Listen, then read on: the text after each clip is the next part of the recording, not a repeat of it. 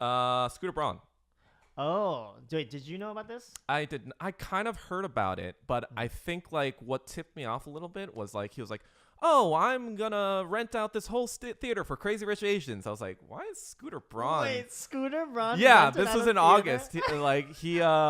He said he was. I think it was in New York. He was like, I'm buying out this theater. Come out, blah blah blah." And I was like, "Why is Scooter Braun so interested in Yeah. Asians all of a sudden?" I mean, here's the thing. Douglas will sometimes come through with like the tidbits. I didn't know that tidbit. That's the juice there. That's the juice there.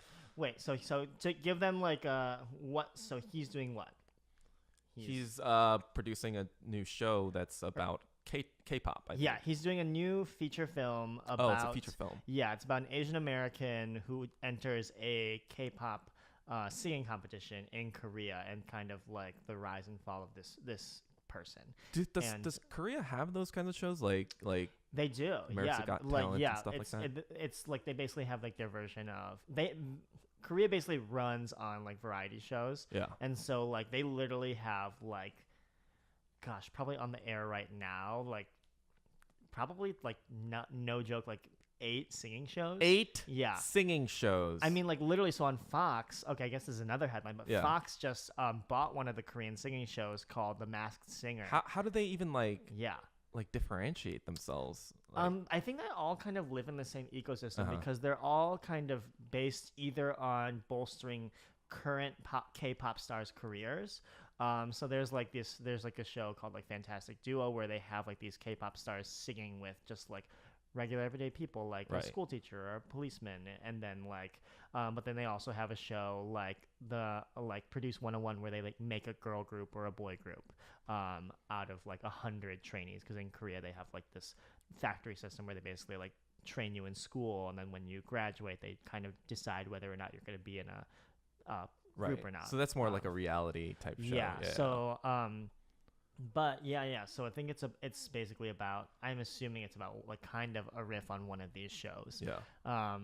But yeah, I mean, I looked at the creative team and there's not even one Asian person. Yikes. And yes, I'm a little nervous. Like no Korean at all? There's no Korean. There's not even an Asian person. So period. So, what kind of like intellectual property are they going to be using? I don't know, but I believe that the writer, I mean, like her name looks like a white name, but I was told by a friend that she's like half Latinx, half white, and yeah, I mean, like I think there's I don't know, like I mean, like, does it seem like a project that's going to be like run over by like Korea boos and like? I don't know. I'm a little nervous because I mean, like I think that you and I can both speak to this. There's so Right. many really kind of very strange, not strange, but just like very kind of ephemeral like things about being Korean American, being Asian American versus being like growing up in Asia or Right. growing up in Korea, and like I just wonder if those things are going to be lost if there's not. Oh, they're one definitely going to be Asian lost. person, like those you know? nuances are just going to like, Yeah. I think like what's happening is that like people are seeing that K-pop is this like Yeah. huge enterprise now. It's like this Mhm. multi-billion-dollar Mhm. industry, and they kind of like and that money is not just in Asia. That money is coming from America as well, Yeah. you know. And so, you know, Scooter and his boys probably were like, I want a piece of that, you know. Yeah.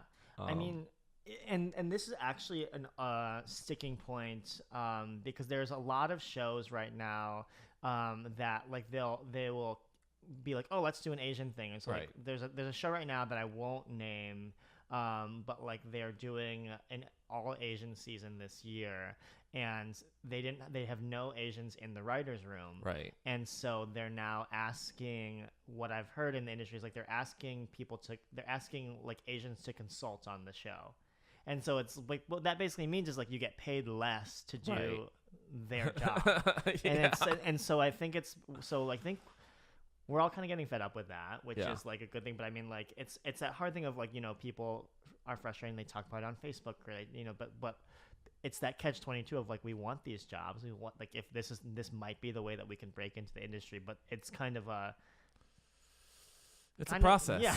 It's it feels hurtful, honestly. Like in a way, it's just like, okay, like it's like, hey, we see that Asian people in front of the camera are in. Let's get that money and piece of the pie, but you know, let's still be the gatekeepers in terms Yeah. of like the storytelling element of all of it.